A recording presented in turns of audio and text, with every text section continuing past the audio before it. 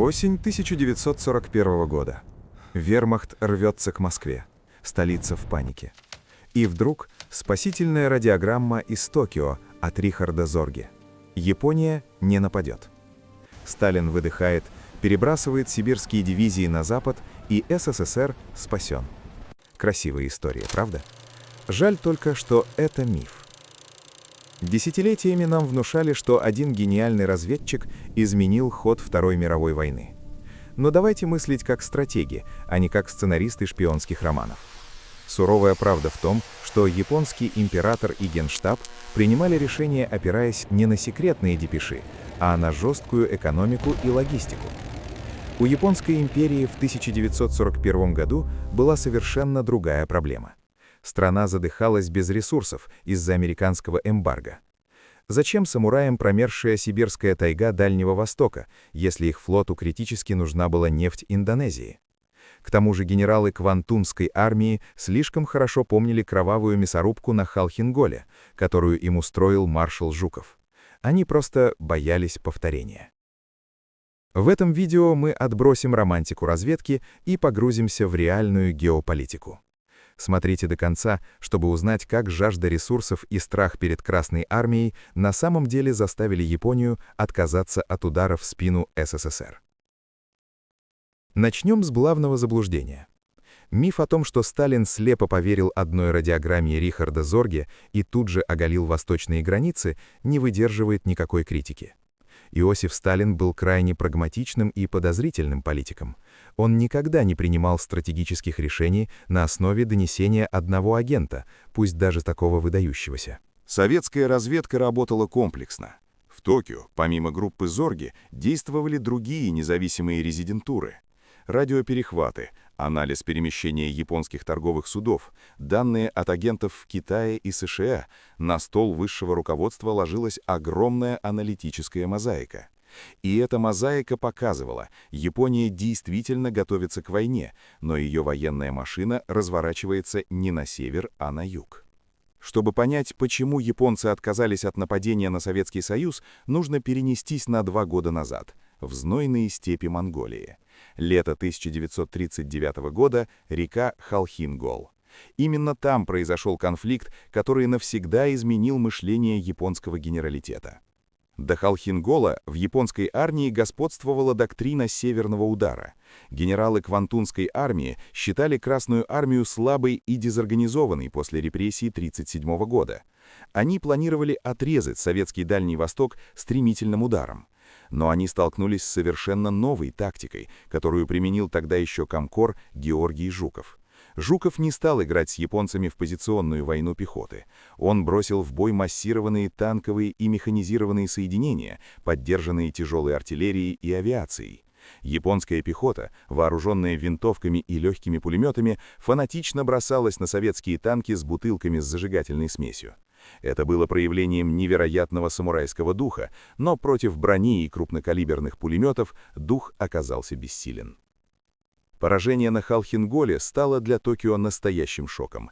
Элитные дивизии императорской армии были разгромлены, потери исчислялись десятками тысяч. Японские военные аналитики сделали однозначный вывод: воевать с Советским Союзом на суше крайне опасно. Красная армия превосходит японскую в танках, артиллерии и, самое главное, в умении вести современную механизированную войну. Этот кровавый урок засел глубоко в подсознании японских генералов. Но страх перед советскими танками был лишь половиной уравнения. Вторая и самая главная причина крылась в экономике.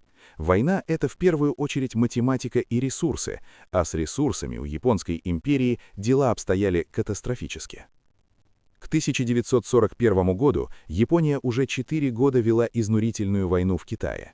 Огромная армия увязла на бесконечных китайских просторах, ежедневно сжигая колоссальные объемы топлива и боеприпасов.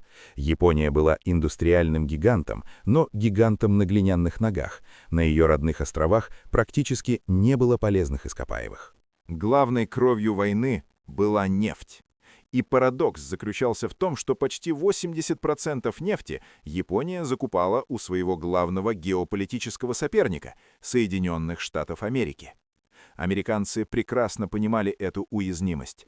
Летом 1941 года, в ответ на агрессию Японии во французском Индокитае, США, Великобритания и правительство Нидерландов в изгнании ввели полное эмбарго на поставки нефти и металлолома в Японию. Это был смертный приговор для империи. Часы начали обратный отсчет.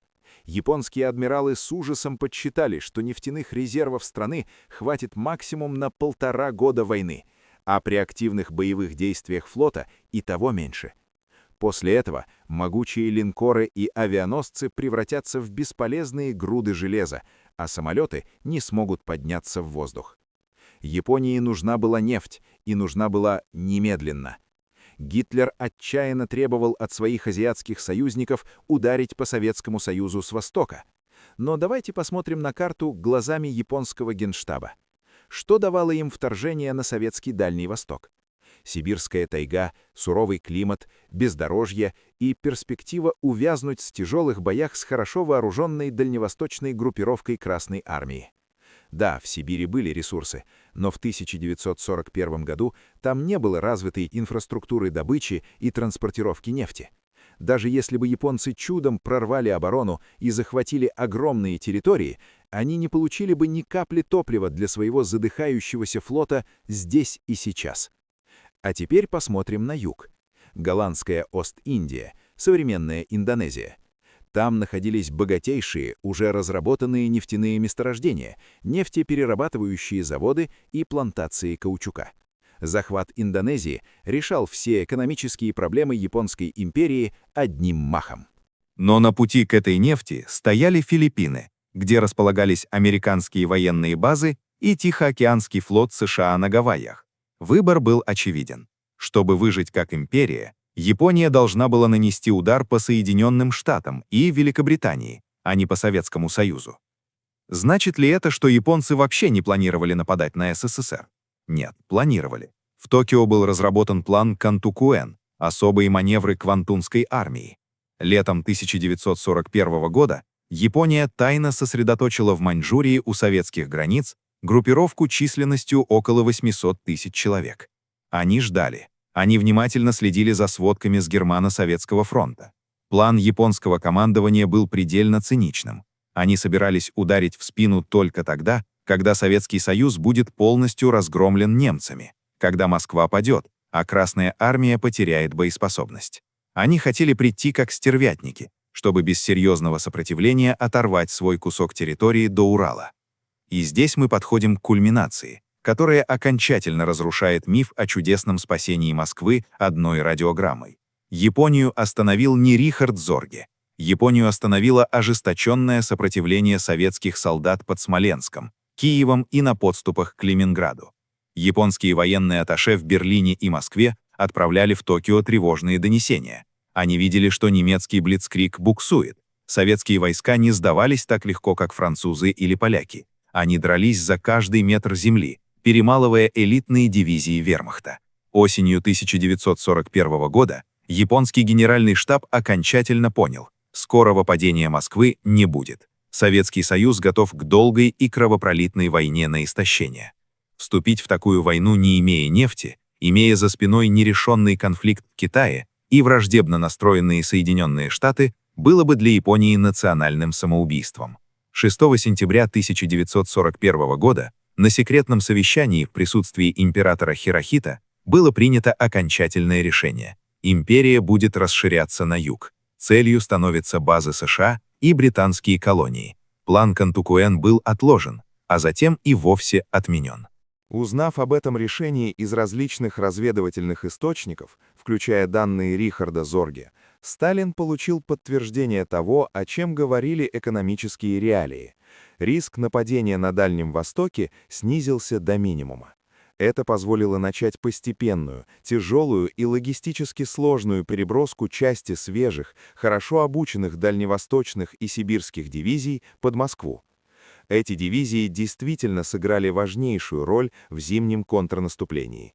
Они прибыли в самый критический момент, став тем свежим резервом, которого так не хватало немцам. Но они оказались там не из-за красивой шпионской истории. Они оказались там благодаря прагматичному расчету, крови героев Холхин-Гола и американскому нефтяному эмбарго.